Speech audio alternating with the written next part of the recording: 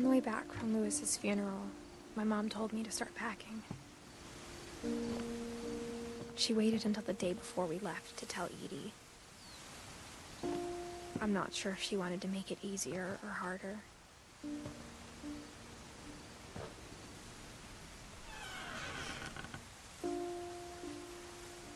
I wish we'd stayed.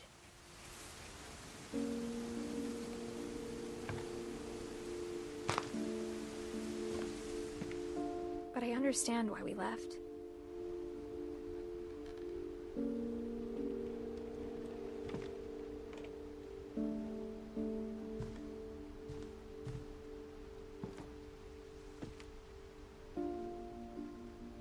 My mom ended up leaving everything behind.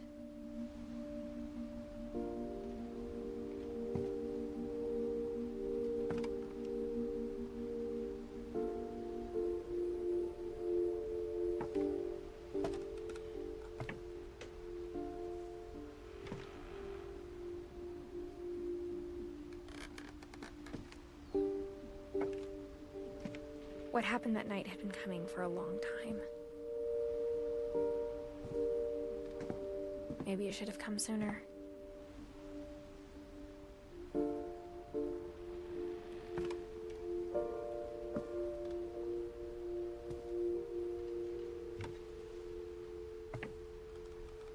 But it had to end one way or another. All that's left now was to tell you about that last night.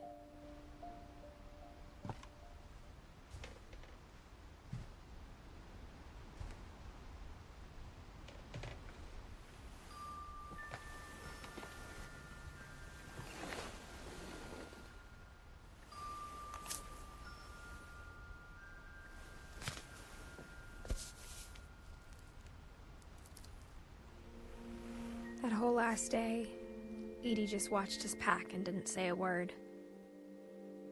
Until supper, when she raised her glass and said, "To our final night together, and all our final nights apart." Grandma, you know what I said about alcohol. Some of your medications are very Edith, specific. I left a present for you in the hallway. Why don't you go open it? The grown-ups have to argue now. I'm sorry, you're right. We're all leaving tomorrow. Let's just enjoy our last... I'm not leaving. Edith, you're excused.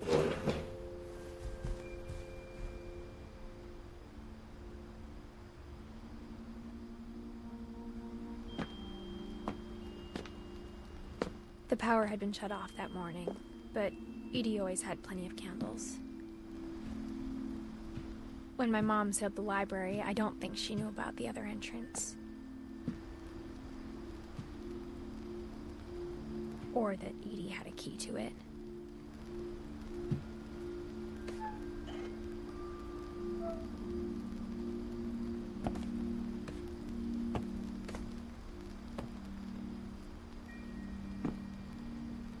That thing you're afraid of isn't going to end when you leave the house.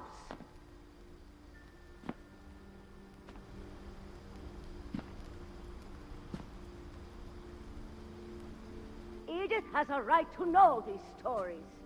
My children are dead because of your stories. I think it's best if Edith and I leave tonight.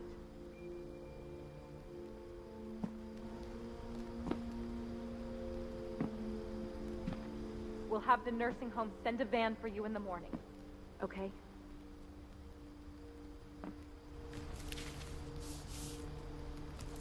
Dear Edith, there's so many stories I wish I could tell you, but there's only time for one. This is about what happened on the night you were born. That night, the tide went way, way out.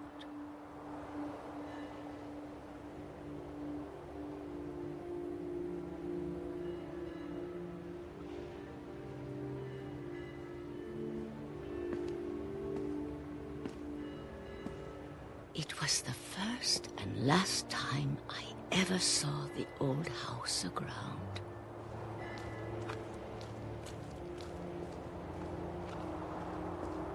There'd been an earthquake out in the middle of the ocean. They called it the lowest tide in 1,000 years. God, it smelled awful. You know, I've seen that house every day of my life. But I never thought I'd go back to it. When the fog rolled in, I lost my way.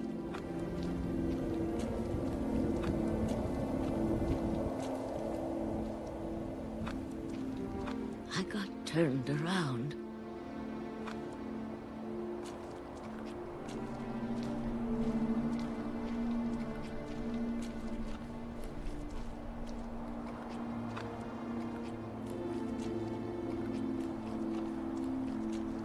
For a while, I wandered.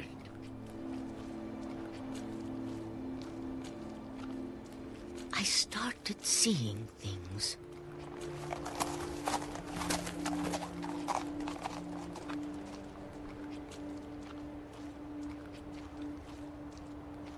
Things I'd forgotten had ever existed.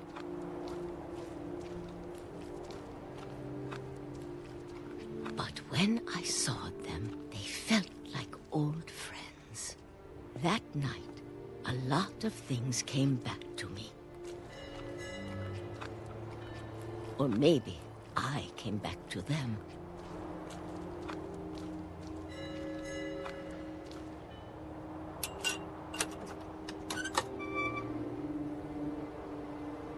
Things I can't explain, but that I need you to try and... Edith, what are you doing in here? It's mine. Edith! Mom, you're gonna rip it! Let go! I kicked and screamed, but Mom dragged me to the car.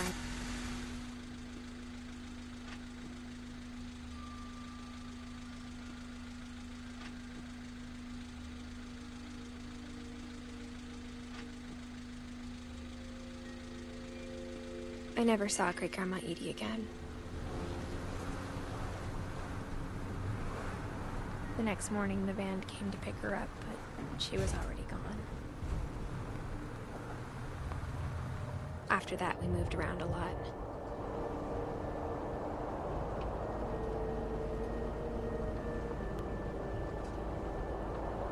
We both tried to make the best of it.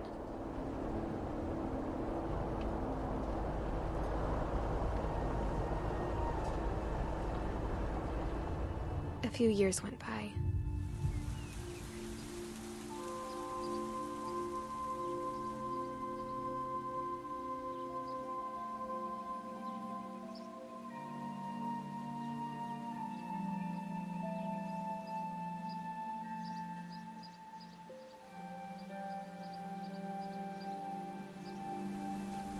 My mom didn't like to talk about it, but she started getting sick a lot.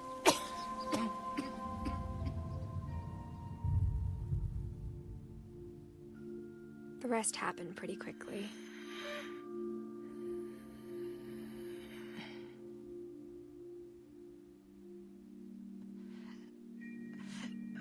She got better for a while,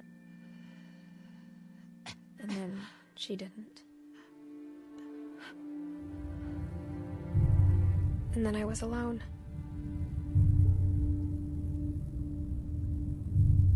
The last Finch left alive.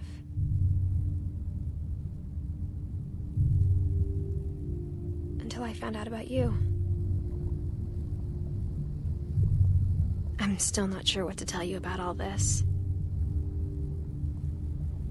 If we lived forever, maybe we'd have time to understand things.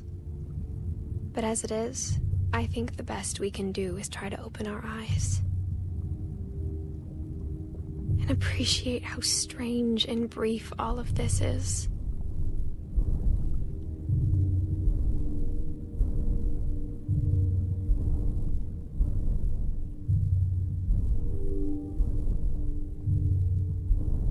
This journal was supposed to be for you.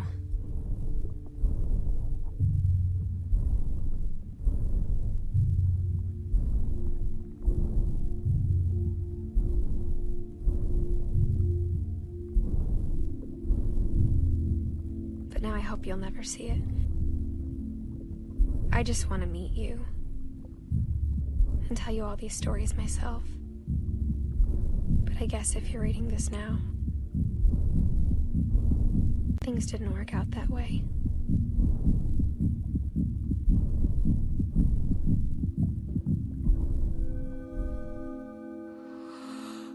This is where your story begins. I'm sorry I won't be there to see it.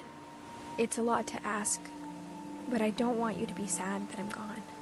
I want you to be amazed that any of us ever had a chance to be here at all. Good luck.